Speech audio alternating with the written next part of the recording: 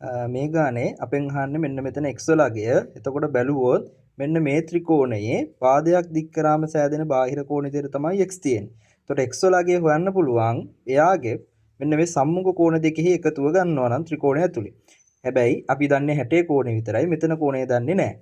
එතන කෝණය හොයාගන්න පොඩ්ඩක් අපි හොයලා බලනකොට මෙන්න පොඩි විශේෂ කරුණක් වෙනවා. මේ පාදයයි සමාන්තරයි.